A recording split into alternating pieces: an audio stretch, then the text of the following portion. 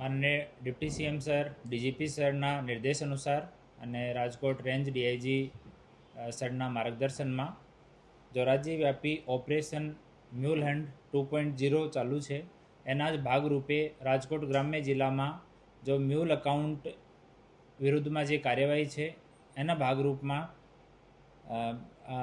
કાર્યવાહી હાથ ધરવામાં આવી છે, જેમાં કુલ 16 આરોપીઓ વિરુદ્ધમાં 8 એફઆઈઆર રાજકોટ ગ્રામ્ય જિલ્લાના પોલીસ સ્ટેશન્સમાં દાખલ કરવામાં આવી છે. આ 8 એફઆઈઆર જે દાખલ થઈ છે, આ અકાઉન્ટ્સમાં ટોટલ 1930ની કમ્પ્લેન આ અકાઉન્ટ્સના વિરુદ્ધમાં હતી અને ટોટલ અમાઉન્ટ જો ઇન્વોલ્વ હતો આમાં સાયબર ફ્રોડનો 1,78,92,645 રૂપિયા છે. આ 16 આરોપીઓમાંથી 9 આરોપીઓને અટક કરવામાં હાલ આવ્યા છે અને 7 આરોપીઓની શોધખોળ અલગ અલગ બ્રાન્ચેસ અને પોલીસ સ્ટેશન કરી રહી છીએ. એ તમામ અકાઉન્ટ્સ જે છે એવા છે જો કિરાયા પર આપેલા અકાઉન્ટ હતા, સાયબર ફ્રોડ માટે યુઝ થઈ રહ્યા હતા અને બીજા સાયબર રિલેટેડ ગતિવિધિઓ માટે ઉપયોગ થઈ રહ્યા હતા. હું તમામ આપના નાગરિકોને અપીલ કરું છું કે તમારો અકાઉન્ટ કોઈ પણ સંજોગોમાં બીજા માણસને જીએસટી યુઝ માટે, અકાઉન્ટમાં ટ્રાન્ઝેક્શન માટે, સાયબર માટે ભાડા ઉપર નહીં આપો.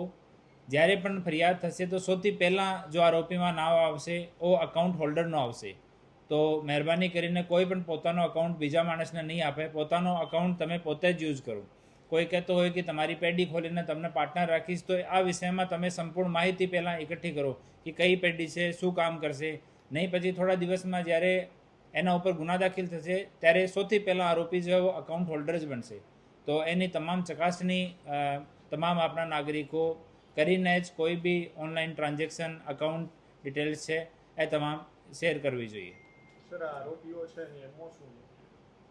એ લોકો પોતાનો અકાઉન્ટ બીજા લોકોને ભાડા ઉપર આપતા હતા. આમાં એક સુરતનો કનેક્શન પણ નીકળ્યો છે, ત્યાં પણ એક ટીમ રવાના કરી છે આરોપી પકડવા માટે અને પાછળની ટ્રાન્ઝેક્શન અમે ટ્રેક કરી રહ્યા છીએ કે એ ટ્રાન્ઝેક્શન ક્યાંથી આવી હતી. એની તપાસ સાયબર પોલીસ સ્ટેશનમાં અને અમારા તમામ પોલીસ સ્ટેશન્સમાં ચાલુ છે. છેતરપિંડીની રકમ પરત મેળવી લેવામાં આવી છે કે હજી કાર્યવાહી ચાલુ છે? હાલ એની કાર્યવાહી ચાલુ છે. અમે તમામ જો કમ્પ્લેનન્ટ છે 1930ની કમ્પ્લેનમાં, આ કમ્પ્લેનન્ટ સાથે સંપર્ક કરી રહ્યા છીએ. એને બોલાવવામાં આવશે, એના નિવેદન લઈને અને પછી આગળ વધવામાં આવશે. હાલ સરકાર તરફે તમામ એફઆઈઆર દાખલ થઈ છે.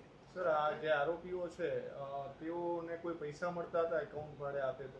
હા, અમુક આરોપીઓ છે કબૂલ કરી છે કે કુછ પાર્ટિક્યુલર 5-10 હજાર રૂપિયા મંથલી અકાઉન્ટ ઉપર એ લોકો અકાઉન્ટ ભાડે આપતા હતા. સોરી, છેતરપિંડી કઈ રીતે કરતા હતા? આ લોકોનો તો જેટલા લોકો અટક થયા છે એનો અકાઉન્ટ યુઝ થયા છે તમામના, તો એના માસ્ટર માઇન્ડ બીજા લોકો છે. તો હાલ જો અકાઉન્ટ હોલ્ડર્સ છે એની ધરપકડ કરવામાં આવી છે.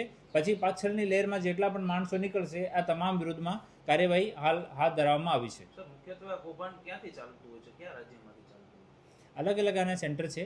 આ પાર્ટિક્યુલર જો આપણા જેટલા એકાઉન્ટ છે એના વિષયમાં તપાસ ચાલુ છે. થોડો બેક ટ્રેક કરીએ ત્યારે ખબર પડશે કે કયા કયા સ્ટેટ, કયા કયા જિલ્લાથી કૌભાંડ આ લોકો કરી રહ્યા છીએ.